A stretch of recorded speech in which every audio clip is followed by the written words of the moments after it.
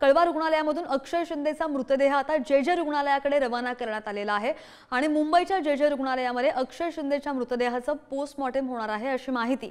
बदलापूर अत्याचार प्रकरणातील नराधम अक्षय शिंदेचा एन्काउंटर झाला आणि त्या संदर्भात ही महत्त्वाची अपडेट। ही दृश्य आपण सध्या पाहतोय गाड्यांची। अक्षय शिंदेच्या मृतदेहाचा आज पोस्टमॉर्टम होतोय आणि त्यासाठी आता हे पोस्टमॉर्टम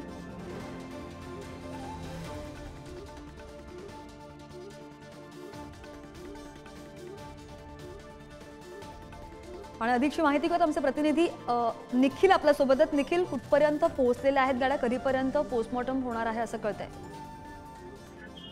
नक्कीच सध्या पायथ्याच्या बदलापूर अत्याचार प्रकरणातील आरोपी अक्षय शिंदे याचा आता मृतदेह जे हॉस्पिटल या ठिकाणी घेऊन येण्यात येत आहे। आपण दृश्यांमध्ये पाहतोय तर आता विक्रोळी कन्नमवार नगर या इथपर्यंत जो मृतदेह आहे तो अँब्युलन्सच्या माध्यमातून आणण्यात आलेला आहे। हा संपूर्णपणे जे शवविच्छेदन आहे ते वकील, पोलीस त्यासोबतच फॉरेन्सिक टीम आणि तज्ञ डॉक्टरांची टीम यांच्या समोर करण्यात येणार आहे। कारण ज्या पद्धतीने एन्काउंटर झालेला आहे त्या अनुषंगाने ही संपूर्णपणे चाचपणी आहे, जी संपूर्णपणे तपासणी आहे ती करणं खूप महत्वाचं असल्याने या ठिकाणी हा जो मृतदेह आहे तो आता जे या ठिकाणी घेऊन येण्यात येत आहे। आज सकाळी 5:45 वाजता पंचनामा आहे तो कळवा येथील छत्रपती शिवाजी महाराज रुग्णालयामध्ये पार पडण्यात आला आणि त्यानंतर आता संपूर्णपणे जो मृतदेह आहे तो शवविच्छेदनासाठी जे हॉस्पिटल येथे घेऊन येतात।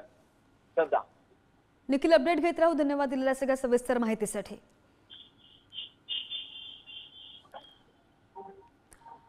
आणि यानंतर आपण जाऊया जे रुग्णालयाबाहेरून आमचे प्रतिनिधी चेतन आपल्या सोबत आहेत। चेतन, जे रुग्णालयाबाहेर तुम्ही उभे आहात, सध्याची काय तिथली परिस्थिती आहे? कधीपर्यंत गाड्या पोहोचतील असं कळतंय? पोस्टमॉर्टम आज होणार आहे, रिपोर्ट सुद्धा कधीपर्यंत येऊ शकतात? सविस्तर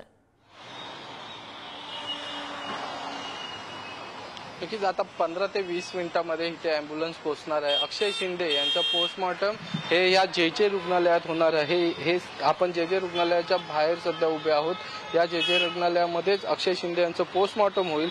अंदाजे किती वेळ लागेल सांगता येत नाही, तरीही आपण ज्या डॉक्टरांशी बातचीत केली, ज्यांच्याकडून माहिती घेण्याचा प्रयत्न केला, त्यांनी देखील सांगितलंय की 4 ते 4 तास किंवा त्याच्याहून अधिक काळ हा पोस्टमॉर्टमसाठी लागू शकतो। सगळ्यात महत्त्वाचं म्हणजे जेव्हा पोस्टमॉर्टम होणार आहे तेव्हा फॉरेन्सिक टीम देखील या पोस्टमॉर्टम ठिकाणी असणार आहेत। डॉक्टरांसोबत ते देखील तिकडे पाहणी करण्यासाठी असणार आहेत। त्यामुळे खरं तर हा एक एन्काउंटर महत्वाचा विषय ठरलेला आहे। हा घात आहे की घातपात आहे हे देखील आता समोर येणार आहे।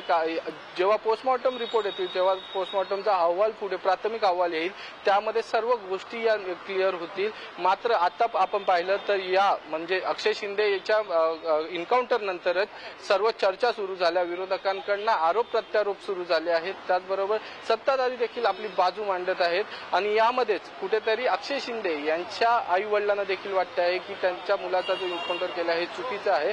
मात्र ह्या सगळ्या गोष्टी आहेत। मात्र जर आपण सत्य परिस्थिती पाहिली तर सध्या अक्षय शिंदे ह्याचा मृतदेह आहे हा जे रुग्णालयात थोड्याच वेळात पोहोचणार आहे पोस्टमॉर्टमसाठी। आणि पोस्टमॉर्टम साठी जी प्रक्रिया आहे या प्रक्रियेला कमीत कमी 3 ते 4 तासाचा अवधी लागणार आहे। आणि त्यानंतर प्राथमिक अहवाल हा समोर येईल आणि ज्या सगळ्या गोष्टींवर चर्चा केली जात आहे किंवा ज्या सगळ्या गोष्टींवर आरोप प्रत्यारोप केले जाते हे कुठेतरी थांबू शकतं किंवा या अहवालानंतर सगळ्या गोष्टी स्पष्ट होतील असं आपण समजू शकतो।